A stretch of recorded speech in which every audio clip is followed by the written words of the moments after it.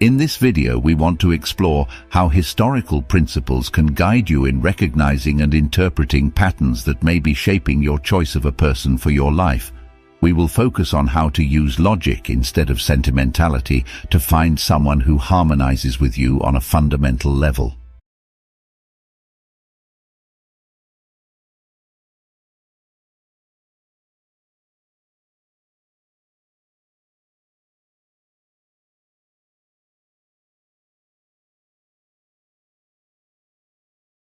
Let's begin by demystifying the concept of love at first sight.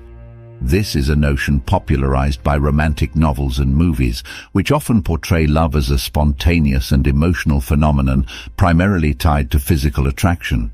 Don't allow your mind or societal trends to deceive you with this fantasy. Love isn't something that simply blooms out of nowhere. It's not a shiny object you stumble upon and pick up like treasure. More commonly, it needs to be carefully cultivated. It requires constant work, unwavering dedication, patience, time, and above all, trust. It's crucial to learn to differentiate between true love, obsession, and mere physical attraction. It is an act of the will. It is a choice. It is accompanied by emotion. It means it's not led by emotion. As that teenage girl love. I love him. Which ought to always be followed by this week.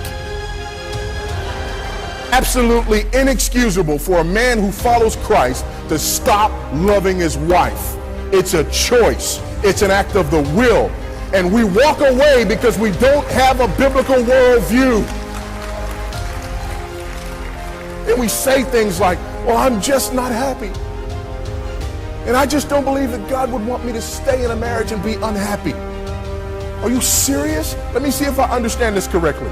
Jesus Christ, the spotless, sinless Lamb of God, was crushed and killed for the glory of the Father, but he wouldn't want unhappy.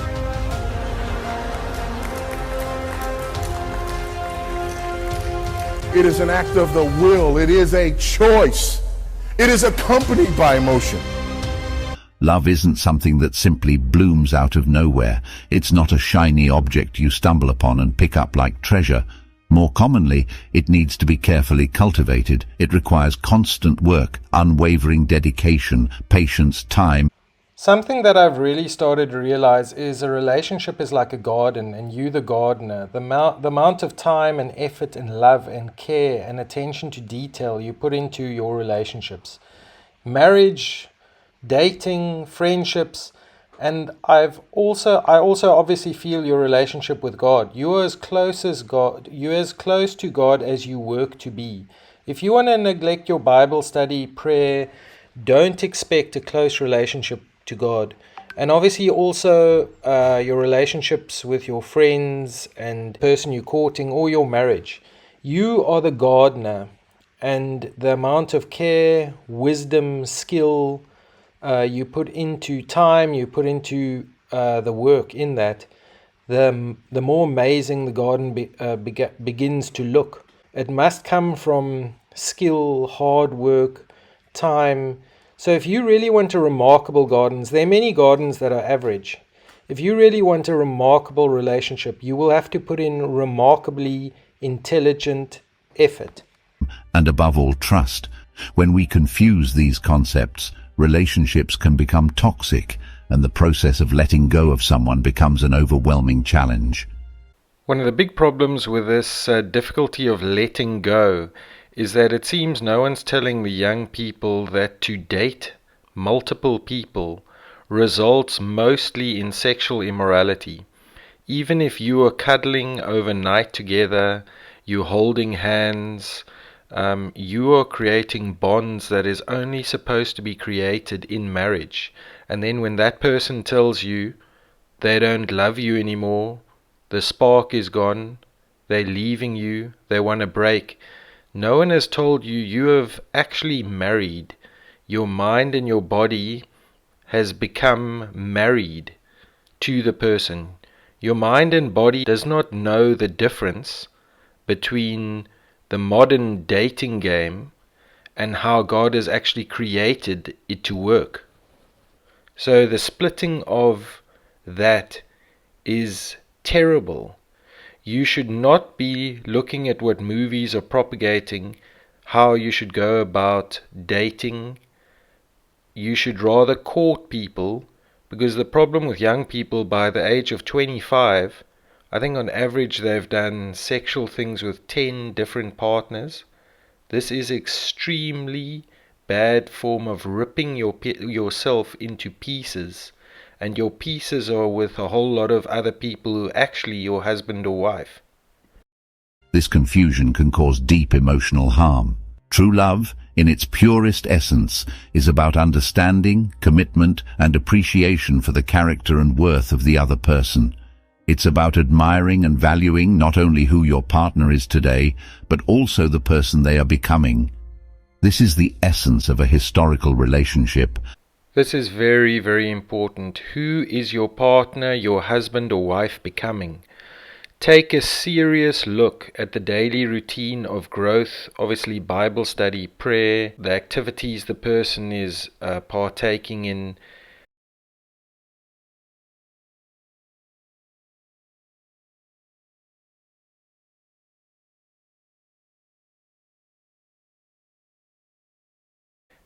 Your partner, you might think, is a great partner now, but if they're negligent and lazy, they don't really do growth.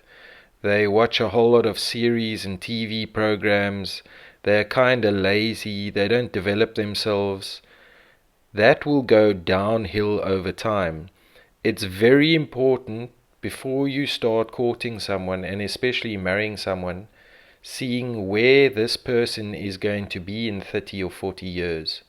Because apart from just having a nice time and having someone in your life, which we all want, at the end of the day, you would want someone you can respect, admire, look up to, that helps you, that really is a big, big plus in your life. And that does not just go about the now, but what are the things they are doing in growth, Bible study, prayer, development, that will make them into the person they will be in 30 years, because that's the person you're going to be married to. True love, in its purest essence, is about understanding, commitment, and appreciation for the character and worth of the other person. It's about admiring and valuing not only who your partner is today, but also the person they are becoming.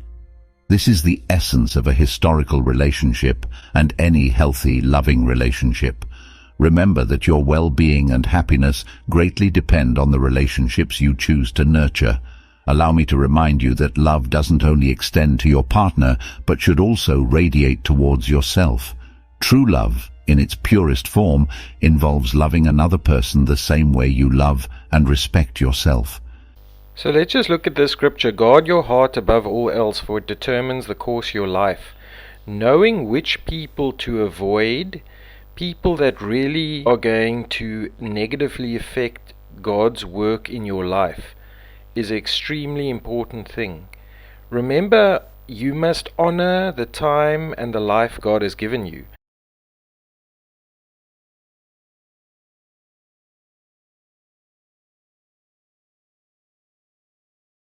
This does not go about you trying to be as rich and successful as possible, but you must honor the work God has given you on earth. And if you don't avoid certain people, the Bible tells us to avoid certain people, you are not honoring what God has given you.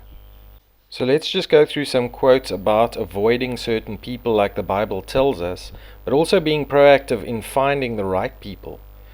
I am not for everyone.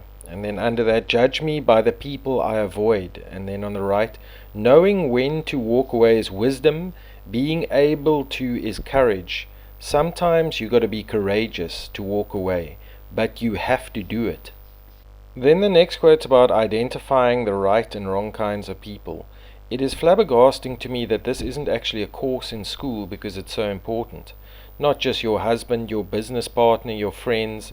They say you'll end up the product of the 5 people you spend the most time with. What is very important is you judge a person when they get what they don't want, not when they get what they want. All these very beautiful guys and girls are so fantastic when you give them what they want. But many of them, when you give them what they don't want, it looks like the manifestation of a demon. Even the worst presidents and dictators on this earth that partook in murdering millions of people were charming and all smiles when they got what they wanted. But you judge someone when they get what they don't want. That is when you judge them.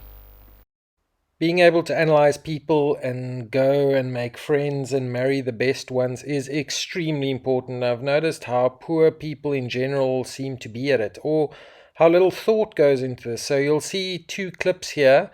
One girl, seemingly a nice girl, gets a double life sentence for killing her two friends.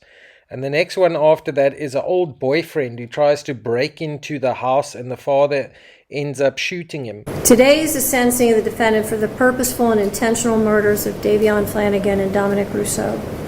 And in a way, it's the second time their families are gathered again to grieve. It's also a day when Mackenzie's family will grieve for the future of their daughter. The defendant controlled all the events. She chose the day. Specifically, she chose a date just before her 18th birthday. She chose to drive the car, the time to drive the car. She chose an obscure, previously scouted route through an industrial parkway.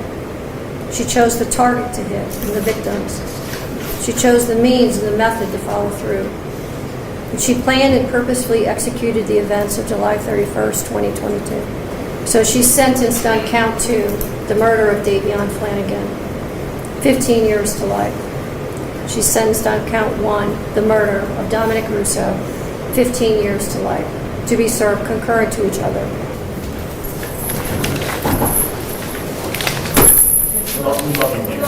So look at this article, cheerleader murder trial. So this lady is in a murder trial. Look how good she looks. Look how sort of clean cut, and she doesn't look like a murderer. What I'm trying to bring across here is we must teach our children how to analyze people without just looking at the outside of them. These next photos are photos of criminals. They obviously have varying sentences, but look how decent they look. They don't even look like criminals. That's why it's so important to know how to judge people.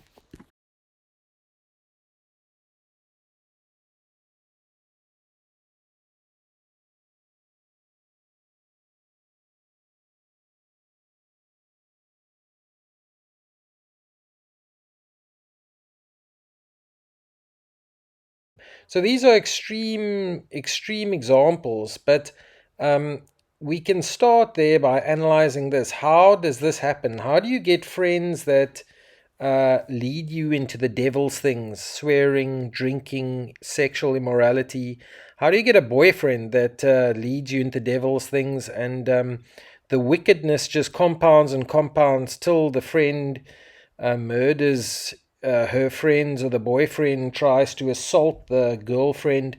So just analyzing how this happens, because very few people think about it and they think it will never happen to them, but they might well end up with some or other less worse bad situation because they didn't pick the right people as friends, and as marriage partners they might end up divorced. Make sure you're in a relationship that honors both you and your partner.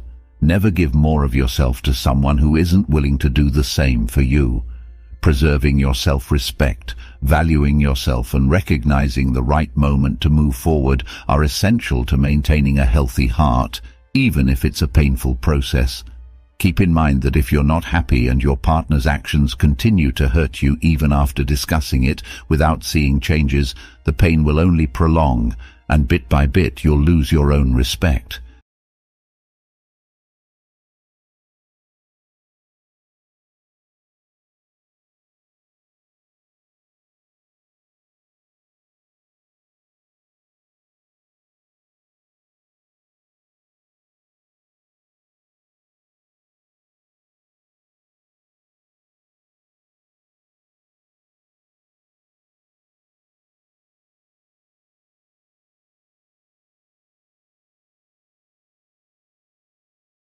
Therefore, love yourself, respect yourself, and learn to end things when necessary. Furthermore, remember that time has a wonderful ability to heal the deepest wounds. There will be scars, but the damage won't be eternal. And remember, it's not within your power to change others. You can't inspire change in someone unwilling to embark on that journey themselves. If you find yourself in such a situation, I invite you to apply the teachings of Stoicism. Don't focus on what you can't change. Look forward with your head held high and leave behind everything that no longer contributes to your happiness. You are much greater than your fleeting feelings and emotions. You have the power to decide how to react to a separation. You can choose to keep your head up, learn from the experience, and continue your journey with greater wisdom. Seek a connection that goes beyond the surface, one that endures through time, remains solid and vibrant despite the years. Channel your energy into discovering a life partner who stands out for their intelligence, a person capable of becoming your best friend, a trusted advisor, a solid support in the face of adversity.